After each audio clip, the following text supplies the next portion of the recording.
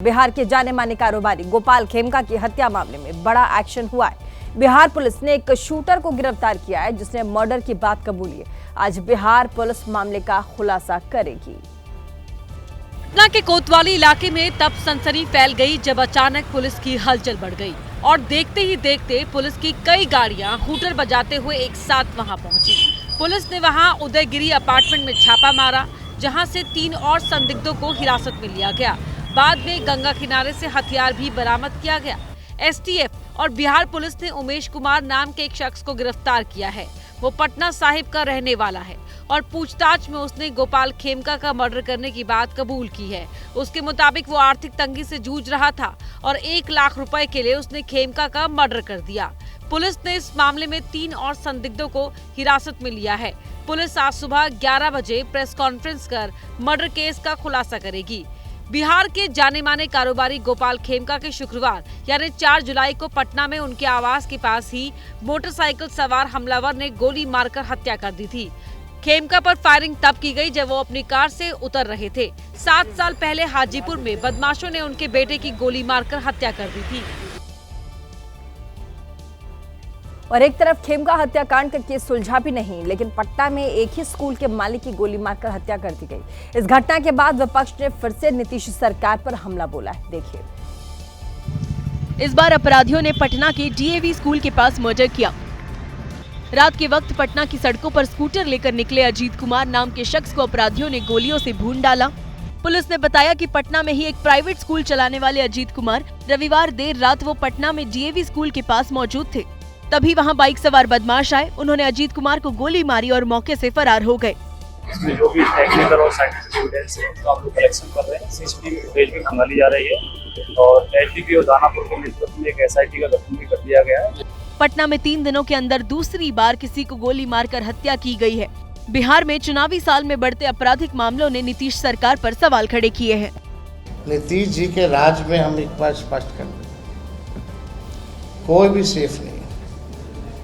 यही नीतीश जी के राज में ऐसा कौन सा वर्ग है, चाहे व्यावसायिक वर्ग हो, कारोबारी हो, डॉक्टर हो, इंजीनियर हो, चाहे किसी भी प्रोफेशन से, चाहे जर्नलिस्ट क्यों ना हो, पिटाया है कि नहीं पिटाया है, मार खाया कि नहीं खाया, गोली मारा गया कि नहीं मारा गया। और बिहार में पूर्णिया में एक ही परिवार के 5 लोगों की हत्या से सनसनी फैल गई है। वारदात के बाद से घर के आसपास रहने वाले लोग फरार चल रहे हैं और पूरे गांव में सन्नाटा पसरा हुआ है। देखिए, घटना मुफस्सिल थाना क्षेत्र के राजीगंज इलाके की है। हमलावरों ने 70 साल की बुजुर्ग महिला, 50 साल के बाबूलाल उराव, 40 साल की सीता देवी, 25 साल के मंजीत कुमार और 20 साल की रानी को पहले पीटा और फिर उन्हें जिंदा जला दिया। घटना के पीछे झाड़ फूक की बात मानी जाती है। ऐसा माना जाता है कि एक रामदेव उरांव थे, उनके एक बच्चे की 3 दिन पहले मृत्यु हुई थी और एक और उनके बच्चे की तबीयत खराब हो गई। ऐसा माना जाता है कि लोग झाड़ फूक करते थे और उनके द्वारा इसी क्रम में डायन होने या ओझागुनी के नाम पर इनकी हत्या की गई। दरअसल गांव के कुछ लोगों को शक था कि बाबूलाल उराव की पत्नी डायन है और इसी के बाद पड़ोसियों ने इस वारदात को अंजाम दिया। पड़ोसियों के हमले में परिवार का 16 साल का एक बच्चा जिंदा बच गया, जिसने पुलिस को पूरी बात बताई। पुलिस ने 3 लोगों को गिरफ्तार कर लिया है। इस घटना को लेकर तेजस्वी यादव ने सरकार को घेरा है। तेजस्वी ने पोस्ट कर कहा है कि पूर्णिया में एक ही परिवार के 5 लोगों को जिंदा जलाकर मार दिया जाता है। बिहार में अराजकता चरम पर है, अपराधी सतर्क, पार्टी मस्त और पुलिस पस्त है। बच्चों के विवाद में सरेआम गोली चलाने की हिम्मत आरोपियों में आ कैसे सकती है? इन्हीं घटनाओं की वजह से बिहार में कानून व्यवस्था पर सवाल खड़े हैं। ऐसे ही मुजफ्फरपुर में एक इंजीनियर को चोरों ने मार डाला है। देखिए, इंजीनियर का कसूर सिर्फ इतना था कि उसने अपने घर के अंदर घुसे चोर का विरोध किया और यही विरोध इंजीनियर मोहम्मद मुमताज पर भारी पड़ गया।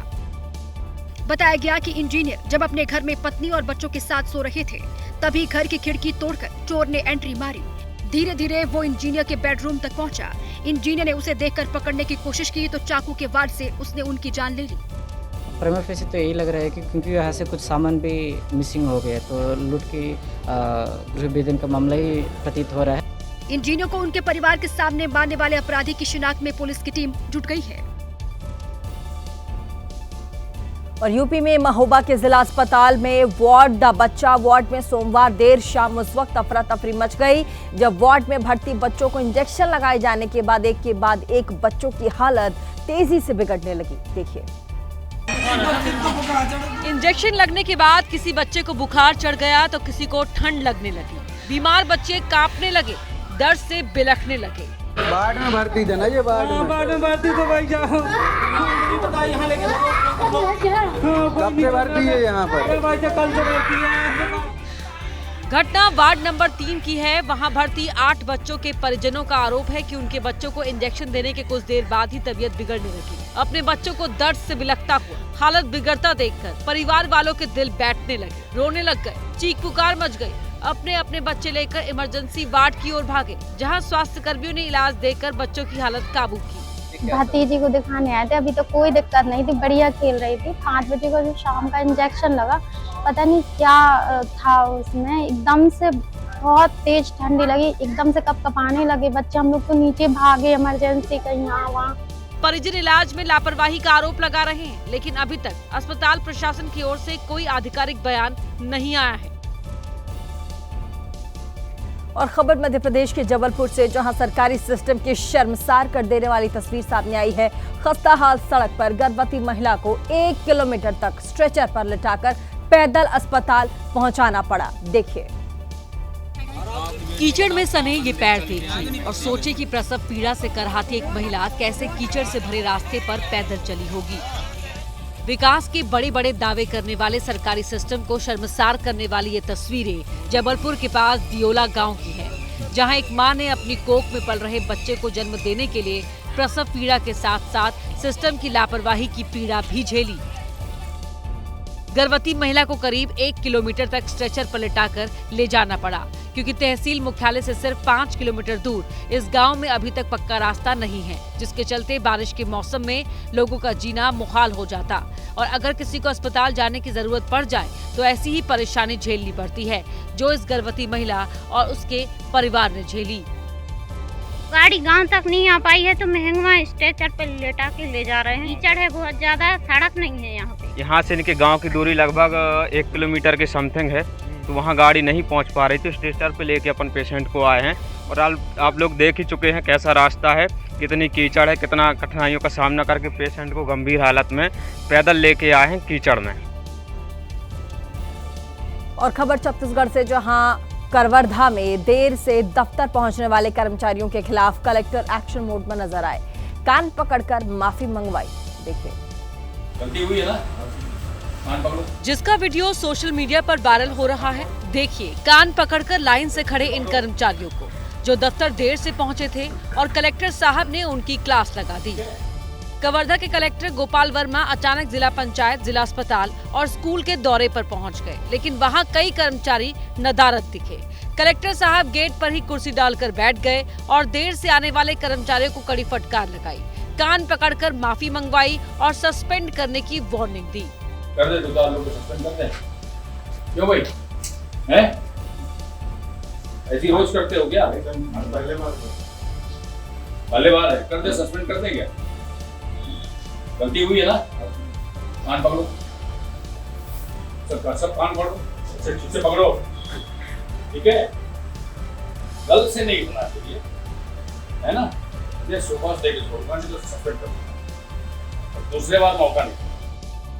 और चलिए इसी बीच एक बड़ी खबर का रुख करेंगे, जो कि दिल्ली के द्वारका से आ रही है। दिल्ली में लड़के और लड़की का शव बरामद हुआ है। बता दें कि शव मिलने से सनसनी फैल गई है और कमरे में संदिग्ध परिस्थितियों में शव को बरामद किया गया है। एक लड़की और 16 साल के लड़के का शव मिला है। आपको बता दें, मृतक लड़का और लड़की एक दूसरे से प्यार करते थे। फिलहाल पुलिस आत्महत्या का मामला मान रही है, लेकिन आपको यहाँ बता दें कि दोनों ही परिवारों के बीच पहले भी विवाद हो चुका था। तो ऐसे में बड़ी खबर दिल्ली के द्वारका से इस वक्त आ रही है। आपको बता दें, दिल्ली में लड़के और लड़की का शव मिलने से सनसनी फैल गया है। एक ही कमरे में संदिग्ध अवस्था में दोनों के शव बरामद किए गए। बताया जा रहा है कि लड़के की जो उम्र है तकरीबन 16 साल रही होगी और उसके साथ लड़की का भी शव मिला है। मृतक लड़का लड़की एक दूसरे से प्यार करते थे। हमारे साथ संवाददाता इसी खबर पर सुशील जुड़ चुके हैं। सुशील, क्या जानकारी है, कैसे ये शव मिला, क्या कुछ कहानी है इसके पीछे?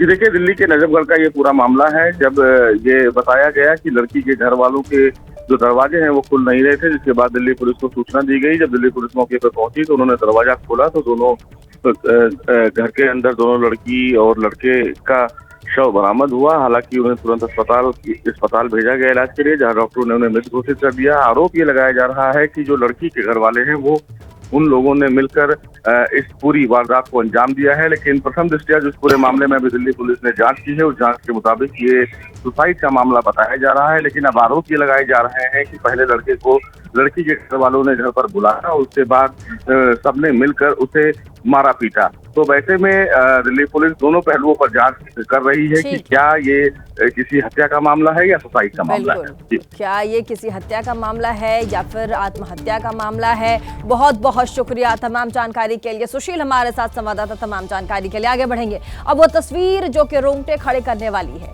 एक कहावत है, जाको राखे साइयां मार सके ना कोई। यूपी के हापुड़ से कुछ ऐसा ही नजारा देखने को मिला है। सड़क हादसे का ये वीडियो अब वायरल हो रहा है, आप भी देखिए। सीसीटीवी में दिखा कि तेज रफ्तार कार संभल से चंडीगढ़ जा रही थी।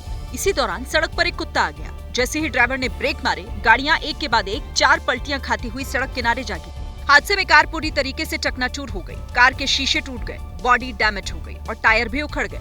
लेकिन गाड़ी में सवार लोगों को कोई गंभीर चोट नहीं आई। यह हादसा वाकई किसी चमत्कार से कम नहीं था। स्थानीय लोगों ने हादसे के तुरंत बाद मदद पहुंचाई और घायलों को प्राथमिक इलाज के लिए पास के अस्पताल भेजा गया। सभी की हालत अब ठीक बताई जा रही है। और बिहार के हाजीपुर में सांप रेस्क्यू के दौरान बड़ा हादसा हो गया। आपको बता दें, कोबरा सांप ने रेस्क्यू करने वाले को ही डस लिया। जहर इतना तेज था कि डसे जाने के महज 2 मिनट के अंदर ही शख्स की मौत हो गई। देखिए। कोबरा एक राशन की दुकान में छिपा था। रेस्क्यू करने वाली टीम ने उसे पकड़ा और खुले जगह पर ले गई। सर्प मित्र के नाम से मशहूर जेपी यादव ने सांप को पकड़ा। वो अपने अंदाज में कोबरा के साथ कुछ देर तक खेलते नजर आए। इसी बीच सांप ने जेपी यादव की उंगली में डस लिया।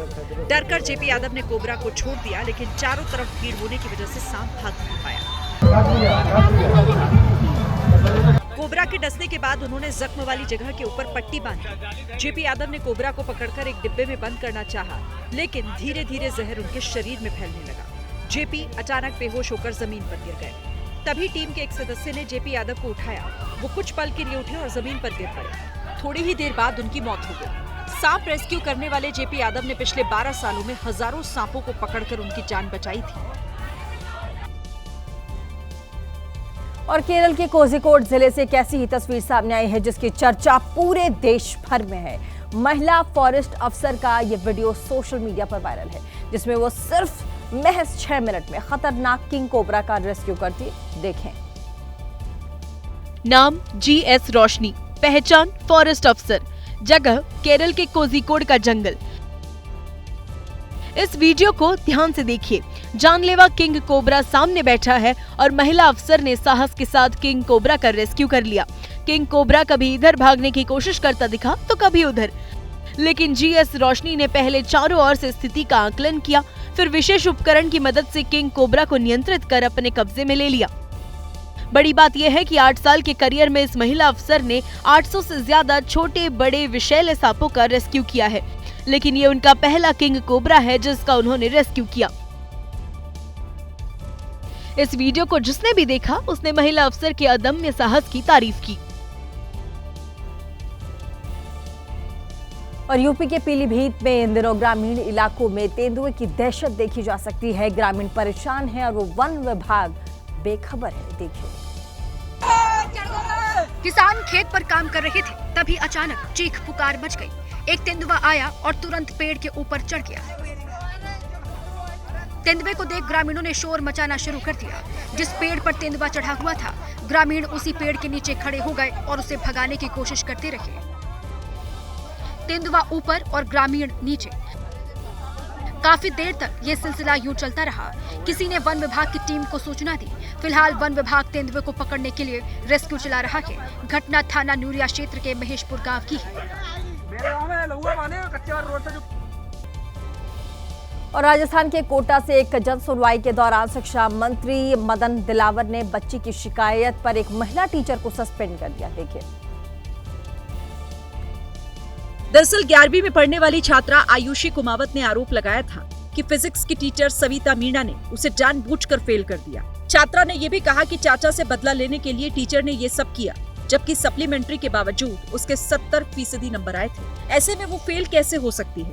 जो हो गया कुछ भी अभी सस्पेंड करता हूं। शिक्षा मंत्री ने जब घटना की पूरी जानकारी ली तो आरोप सही पाए गए और महिला टीचर को बर्खास्तगी के ऑर्डर दे दिए गए। मैं कोरोना के आपकी ड्यूटी ले रहा हूँ, उसको जांच करके डीयू के थ्रू भेज। महिला टीचर के खिलाफ पहले से ही ऐसी कई शिकायतें आई थी, लेकिन वो हर बार कोर्ट से स्टे ले आती थी। और यूपी के मेरठ में खेत से लौट रहे एक शख्स की गोली मारकर हत्या कर दी, जिसकी खबर है। पुलिस ने जब इस पर सनसनीखेज हत्याकांड का खुलासा किया तो हर कोई हैरान रह गया। देखिए, दरअसल सुभाष की हत्या किसी और ने नहीं बल्कि उनकी ही पत्नी और बेटी ने की। पुलिस के मुताबिक सुभाष की पत्नी और उसकी बेटी के किसी और से संबंध थे, जिसका सुभाष विरोध करता था। आए दिन झगड़ों से तंग आकर मां बेटी ने सुभाष को ठिकाने लगाने की योजना बनाई। 23 जून की शाम जब सुभाष खेत से लौट रहा था, उसी दौरान असगर और गुलजार नाम के 2 लोगों ने उसे गोली मार दी। पुलिस ने हत्या के मामले में गंभीरता से जांच की और कॉल डिटेल्स और पूछताछ के आधार पर 5 आरोपियों को धर दबोचा। और मध्य प्रदेश के खरगोन में कुछ दिन पहले ट्रैक्टर शोरूम के कर्मचारी की हत्या हो गई थी। कर्मचारी का शव जंगल में बरामद हुआ था। अब इस मामले में पुलिस ने जो खुलासा किया है वो हैरान कर देने वाला है। अभी देखिए, क्योंकि जिस शख्स पर हत्या का आरोप लगा है वो कोई और नहीं बल्कि ट्रैक्टर शोरूम का मालिक सावंत उर्फ रितेश पाटिल है। सावंत ने 3 लोगों को सुपारी देकर अपने ही कर्मचारी चेतन आमोदकर की हत्या करा दी थी और उसका शव जंगल में फेंकवा दिया था। जांच में ये बात सामने आई है कि चेतन के साथ काम करने वाली उसकी गर्लफ्रेंड से शोरूम मालिक का भी प्रेम प्रसंग शुरू हो गया था। इस बात की जानकारी चेतन तक पहुंच गई थी और इसी के चलते सावंत ने चेतन की हत्या करवा दी। सावंत ने इस वारदात के लिए 2.5 लाख रुपए की सुपारी दी थी। और ग्रेटर नोएडा पुलिस ने ऐसे लड़कों को गिरफ्तार किया है जो सोशल मीडिया पर लड़की बनकर लड़कों से दोस्ती करते थे और शादी का सपना दिखाकर लड़कों को ठग लिया करते थे। देखिए, इन लड़कों ने मानसी, संजू और नंदिनी नाम से फर्जी आईडी बनाई थी और एक युवक को शादी का झांसा देकर उससे 4,50,000 रुपए ठग लिए थे। इन लोगों ने कभी मेडिकल इमरजेंसी, कभी पारिवारिक संकट तो कभी शादी की तैयारी के नाम पर ठगी की। जिस लड़के को इन्होंने लड़की बनकर प्रेम जाल में फंसाया था वो इन्हें लड़की समझकर शादी की जिद करने लगा, जिसके बाद ये लड़की का भाई बनकर इसके घर पहुंच गए और धमकी देने लगे। हालांकि जब मामला थाने पहुंचा तो पुलिस ने अमित और मोहम्मद रिजवान नाम के इन दोनों लड़कों को गिरफ्तार कर लिया। और सोशल मीडिया साइट्स पर फर्जी आईडी की भरमार है। आप जिसे लड़की समझकर बात करते हो सकता है वो ठग हो। मुंबई से भी एक ऐसे ही जालसाजी का खुलासा हुआ है। देखिए, चेहरे पर नकाब लगाकर जमीन पर बैठे ये गिरोह के सदस्य हैं जो डेटिंग ऐप पर फर्जी प्रोफाइल बनाकर लड़कों को लूटा करते थे। ये लोग लड़कियों की फर्जी प्रोफाइल बनाकर पहले लड़कों को फंसाते, फिर उन्हें मिलने के लिए होटल बुलाते और उसके बाद लूट लिया करते। पुलिस ने नवी मुंबई के एक होटल में छापा मारकर 15 लड़कों और 6 लड़कियों को गिरफ्तार किया। इस मामले में होटल मैनेजर इनकी मदद करता था। पुलिस को जांच में पता चला है कि ये गिरोह मुंबई, ठाणे और नवी मुंबई के इलाके में कई लोगों को अपना शिकार बना चुका है। दिल्ली में बीती रात फायरिंग से हड़कंप मच गया। खबर आजादपुर से है। आजादपुर टर्मिनल के पास कई राउंड फायरिंग की खबर है। एक नाबालिग को गोली भी लगी है। अस्पताल में नाबालिग भर्ती है। तो इस वक्त की बड़ी खबर आपको दे दे, दिल्ली के आजादपुर में बीती रात फायरिंग की खबर आई है। आजादपुर टर्मिनल के पास कई राउंड फायरिंग की है और कहा जा रहा है कि एक नाबालिग को गोली लगी है जो कि अस्पताल में भर्ती है। गोली किसने चलाई, किस वजह से ताबड़तोड़ फायरिंग आजादपुर टर्मिनल पर की गई, इस विषय में कोई और भी जानकारी साफ नहीं है। लेकिन फिलहाल फौरी तौर पर जो जानकारी है वो ये कि दिल्ली में बीती रात फायरिंग से हड़कंप मचा और आजादपुर टर्मिनल के पास कई राउंड फायरिंग की हुई है।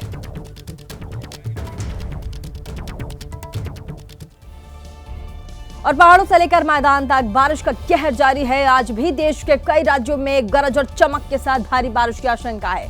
हिमाचल और उत्तराखंड में येलो अलर्ट जारी किया गया है। देखिए,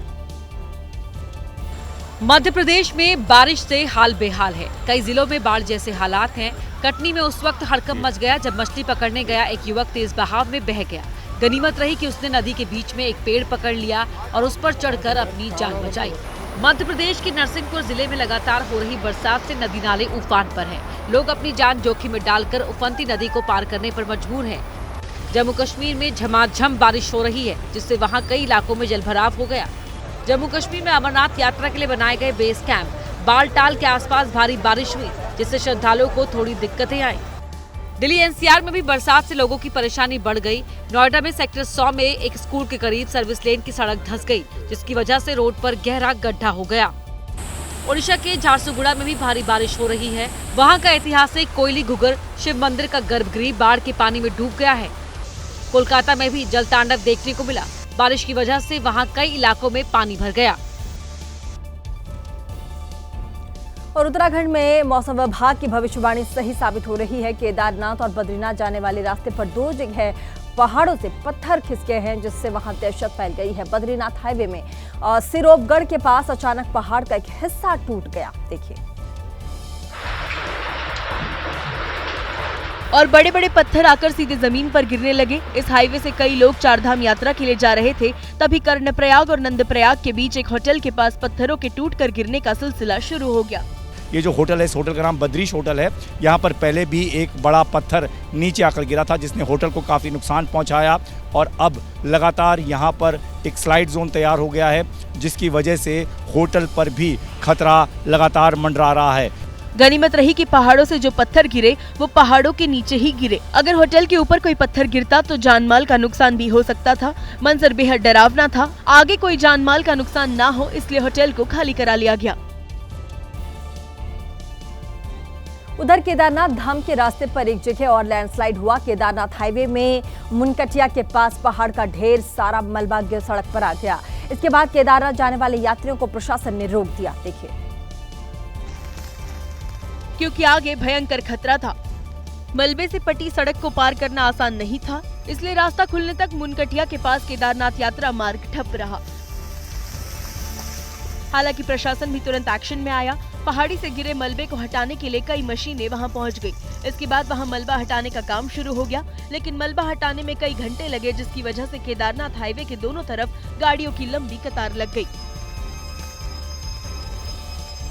बता दें कि मुनकटिया की पहाड़ी पिछले 2-3 दशक से चारधाम आने वाले श्रद्धालुओं के लिए सिरदर्द बनी हुई है, लेकिन लैंडस्लाइड रोकने के लिए कोई स्थायी समाधान नहीं हो पाया है।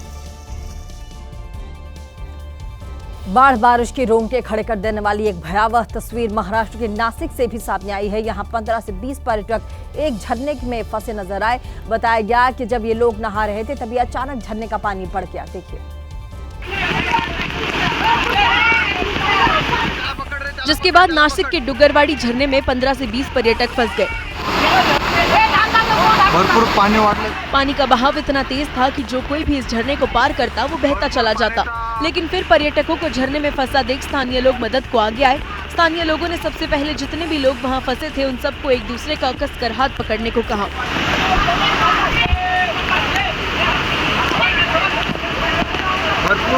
और फिर हाथ पकड़कर एक दूसरे के सहारे सभी लोगों को एक एक कर बाहर निकालने लगे।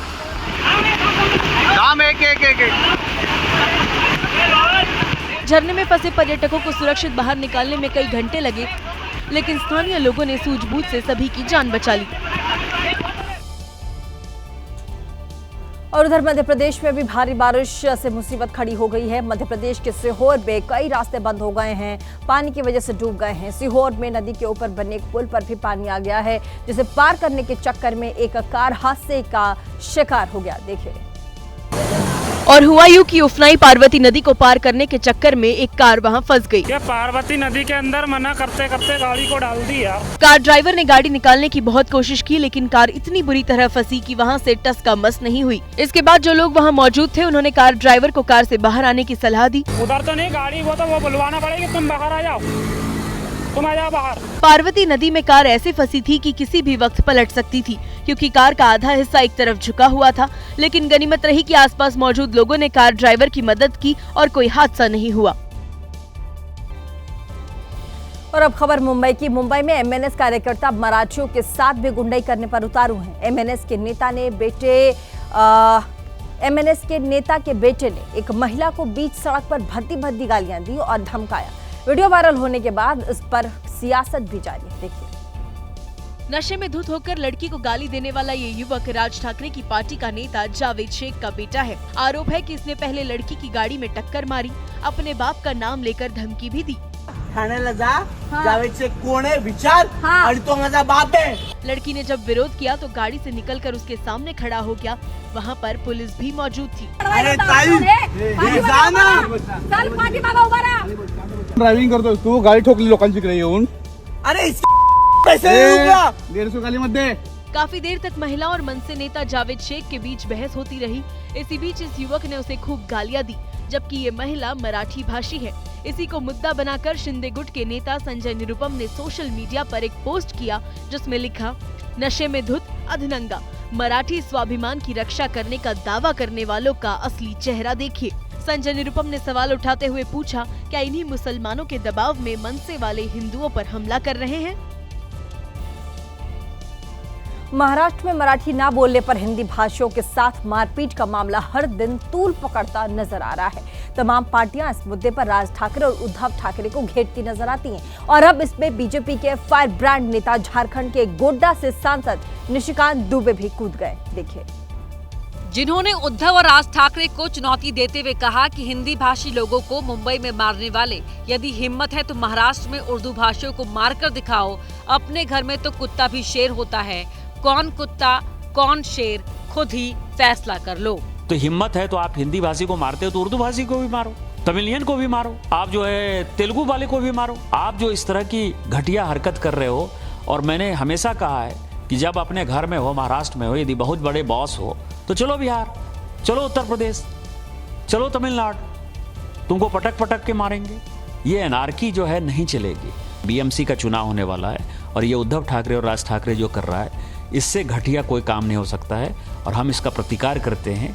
यदि उनमें हिम्मत है तो बगल में जो है माहिम इलाके में चले जाएं और माहिम की दरगाह के सामने जो है किसी हिंदी भाषी और उर्दू भाषी को पीट कर दिखा दें, तो मैं मानूंगा कि वो सचमुच जो है बाला साहब ठाकरे जी के जो है वारिस हैं। और बिहार में वोटर वेरिफिकेशन के दौरान मतदाता सूची से लाखों नाम हटाए जाने की आशंका को लेकर दायर याचिकाओं पर सुप्रीम कोर्ट में सुनवाई हुई है। सुप्रीम कोर्ट ने इस मामले में चुनाव आयोग को नोटिस भेजा है। देखिए, याचिकाकर्ताओं की तरफ से वरिष्ठ वकील कपिल सिब्बल कोर्ट में पेश हुए और अपनी दलीलें रखी। उन्होंने अपनी दलीलों में कहा कि बिहार के 8 करोड़ मतदाताओं की जांच इतने कम समय में संभव नहीं। जो लोग फॉर्म नहीं भर पाएंगे उनका नाम मतदाता सूची से बाहर हो जाएगा, इसीलिए इस प्रक्रिया पर तुरंत रोक जरूरी है। इन दलीलों के बाद सुप्रीम कोर्ट ने 10 जुलाई को सुनवाई के लिए सहमति दे दी।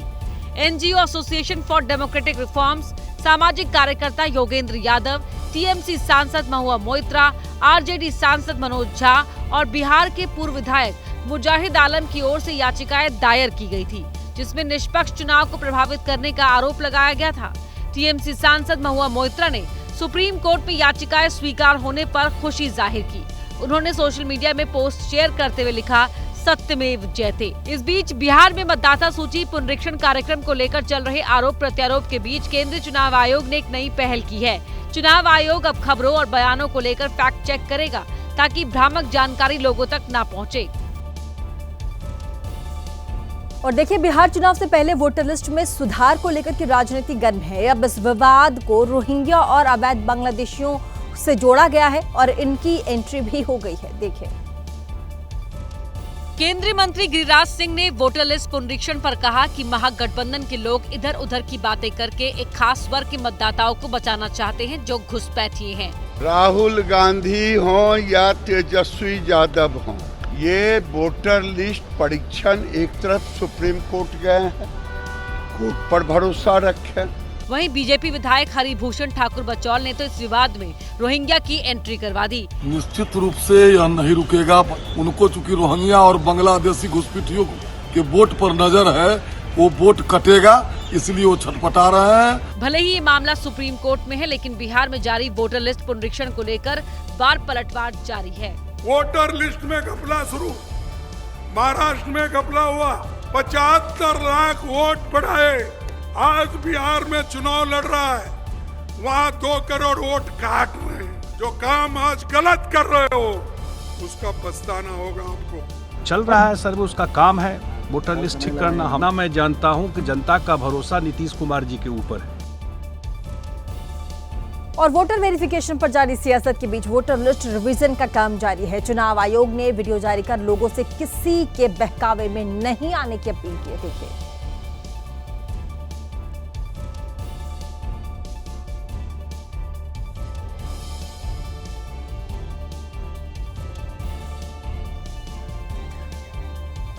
तो आपको बता दें, वोटर वेरिफिकेशन को लेकर के लगातार सियासत जारी है, लेकिन वोटर लिस्ट रिवीजन का काम भी इस दौरान चल रहा है। और वहीं चुनाव आयोग ने वीडियो जारी करके लोगों से कहा है कि किसी के भी बहकावे में नहीं आए, यह अपील किया जा रहा है। चुनाव आयोग ने अपने वीडियो में कहा कि वोट करना है तो फॉर्म भरना है। अब सिर्फ 11 दस्तावेजों में से कोई भी एक जमा करे और फॉर्म भरकर मतदाता सूची में शामिल हो। चुनाव आयोग की ओर से 11 दस्तावेजों की सूची भी जारी की गई, जिसमें केंद्रीय, राज्य, पीएसयू कर्मचारी को जारी पहचान पत्र, पेंशन भोगी को जारी पहचान पत्र या पेंशन भुगतान आदेश, 1 जुलाई 1987 से पहले भारत सरकार, स्थानीय प्राधिकरण, बैंक, डाकघर का प्रमाण पत्र, जन्म प्रमाण पत्र, पासपोर्ट, मान्यता प्राप्त बोर्ड या यूनिवर्सिटी से जारी शैक्षणिक प्रमाण पत्र, स्थानीय निवास प्रमाण पत्र, वन अधिकार प्रमाण पत्र, जाति प्रमाण पत्र, राष्ट्रीय नागरिक रजिस्टर, राज्य स्थानीय अधिकार की ओर से जारी परिवार रजिस्टर और सरकार की ओर से जारी भूमि मकान आवंटन पत्र। 25 जून से शुरू ये प्रक्रिया 26 जुलाई तक चलेगी, जिसके बाद फाइनल वोटर लिस्ट जारी होगी। लेकिन बिहार में नेता प्रतिपक्ष और आरजेडी नेता तेजस्वी यादव ने चुनाव आयोग पर सवाल उठाया। तेजस्वी यादव ने प्रेस कॉन्फ्रेंस करके चुनाव आयोग पर भ्रमित होने का आरोप लगाया, मांग की कि चुनाव आयोग पर चीज को लेकर आदेश जारी करे। देखिए तेजस्वी यादव ने दावा किया कि चुनाव आयोग के विज्ञापन में कुछ और लिखा जाता है, जबकि आदेश कुछ और निकाला जाता है। उनके मुताबिक चुनाव आयोग के विज्ञापन और आदेश में भारी अंतर है। नया वोटर कार्ड बनाने के लिए फॉर्म 6 का मानक आधार कार्ड है, लेकिन पुनरीक्षण में आधार कार्ड आखिर मान्य क्यों नहीं है? इनके खुद के ही ऐड में कंफ्यूजन है, और ये ऐड और इनका आदेश जो है उसमें और भी अंतर है, विरोधाभास है। तो आप समझ सकते हैं कि क्या स्थिति जो है बनी हुई है। कांग्रेस ने भी चुनाव आयोग पर आरोप लगाया है, ये चोरी हो रही है। गरीब आदमी के वोट की चोरी का षड्यंत्र चुनाव आयोग रच रहा है। जबकि नीतीश कुमार की पार्टी जेडीयू ने विपक्ष पर भ्रम फैलाने का आरोप लगाया।